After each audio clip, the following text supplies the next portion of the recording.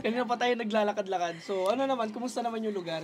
Kumusta yung, impression mo dito? Sobrang ganda dito. Grabe, Josh. Thank you. Actually, guys, this is my second time Second na. time mo? Pero that was long time ago. Ako kasi first time ko, kaya nga dito kita dinala. Para maganda mapuntahan yung view. ko. So, sana may pakita pa natin yung magagandang view mamaya, ano? Nagulat ako, ang ganda ng Mga view, no? ang ganda ng view. Tapos ang linis dito. Sobrang lapit natin sa Taal, guys. Sobrang lapit. Kasi kitang-kita natin. Tsaka pwede mag-ano daw doon, no? Maraming pwedeng gawin dito actually. Actually, it's affordable, guys. Yes. Yan. Meron na kami Pagpasok nyo dito, bibigyan nila kayo nito. Okay, tapos yung papakita dito lahat ng pwedeng gawin and base dito sa ating mga meron din silang Ferris wheel dito, guys. At pero hindi to gumagana yung Ferris wheel, di ba? oo, inaayos na. Inaayos yung Ferris wheel. Kasi, pero, Josh, magkano ba yung entrance dito? yan, entrance fee pagpasok nyo, natin 75 pesos each. And 75 syempre, may per car person parking yun. sila. Baby, hindi na, no?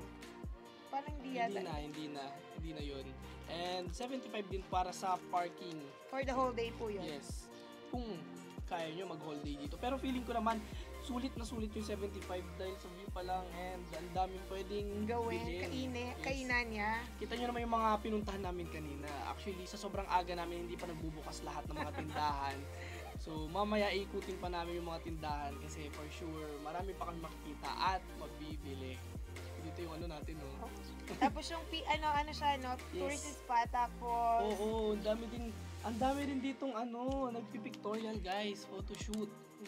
Para sa wedding, birthday, lahat. And, at syempre, di mawawala ang food. Maraming pagkain. Kanina ang dami nagtitinda ng prutas. And sobrang Sabi ni Josh mura sa lang. akin, 100 per, no? Sobrang mura yung isang plastic, 100 pesos. Pero teka, sabi mo, second time mo na to, Teka diba? lang, saka places of worship din. Marami din pala mga Yes, cathedral dito mga na churches na malapit dito. Baka pag ikasal ka dito. Pwede. Diba? Gandang spot. Diba? Tsaka, just first time mo dito. Yes, first time Ikaw, anong ko. feeling mo? Ang ganda yung gusto ko daling family ko dito. Kasi, mama, kung di mo na itatanong, di nyo na itatanong Lycans, yung mama at papa ko is paboritong lugar ang Tagaytay. Alam mo kung bakit? Dito yung love story nilang dalawa. Dito na And dito po ako nabuo. Dito ako pinagbuntis sa Tagaytay. Okay. Ayan, Dito naman mismo, pala. joke. Hindi, sa Dito mismo? Hindi Hindi naman. Kaya pala Somewhere nandito. here in Tagaytay. Pero, ayun, kaya napakaano nung mama at papa ko dito. Pag sinasabing Tagaytay, naano sila, bumabalik yung love story nila. So, nandito yung Sky Ranch, tallest Ferris wheel in the country pala to. Sky Ranch. Tallest Ferris wheel, wow. Pero hindi siya gumagana. Must try daw nakalagay pero hindi naman siya gumagana, no? May naayos Parang nila. naayos Wait lang, sabi mo di ba second time mo dito? Kailan yung first time mo? Long time ago na, hindi ko na Kailan matandaan. nga? Pero hindi date niya with family Oo, yun. with family. Issue ka na naman dyan. Wait lang. So, nung first time mo, ganito na ba yung tsura nito dati? Hindi siya pa na-develop na siya dinidevelop pa rin may mga naman siya. ganito na din. Oo naman, pero yung mga restaurant siguro, konti pa lang, ganun. Wow, nice. So, tagal na rin pala nito. First time ko dito, guys. So, dapat pala ikaw mag-ikot sa akin dito. Uy, ang tagal na nga eh. Kasi Dapat alam mo yung mga tourist guide. dito. So, ayan. Punta naman tayo sa mo. Ayun, chismoso. Sorry guys, ang chismoso namin. Yan, so, feeling ko... Ikot-ikot na muna ulit tayo siguro, no? Feeling ko kailangan kasi medyo malawak yung lugar. And so, dapat ikutin na natin. Tama na yung chikahan muna natin. Uy, teka lang, may zipline din sila dito.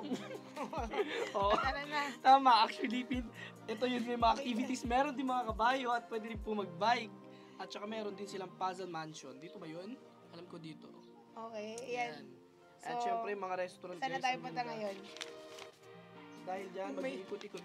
May map. Yan, nandito pala yung Baliktad, map. Josh. Baliktad ba? Okay, ganito. Yan.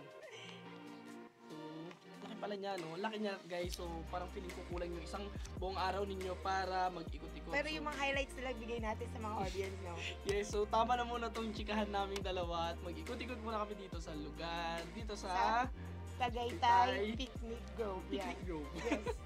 Guys, Tara, tara!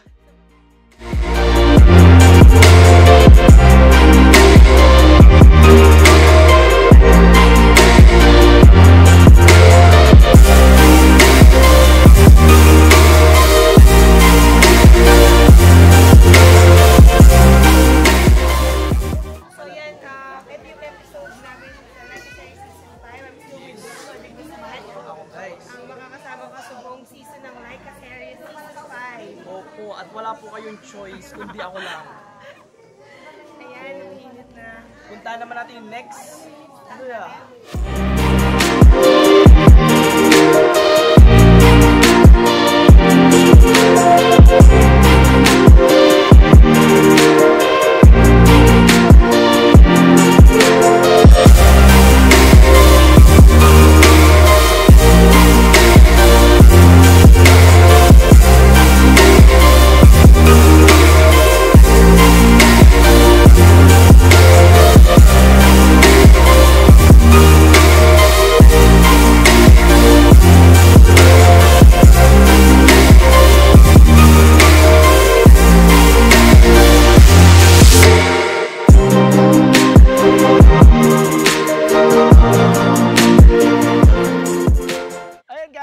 There you have it! Tapos na ang aming pag-ikot-ikot dito sa picnic group dito sa Tagaytay. At yan, punta naman tayo next dun sa, mamaya ko na pala sasabihin. Kumusta muna yung ano mo? So, sobrang nakaka-excite and nag-enjoy ako sa tour mo sa akin dito sa Picnic Grove Tagaytay. Kaya guys, punta na kayo dito. Nandito kami ni Josh.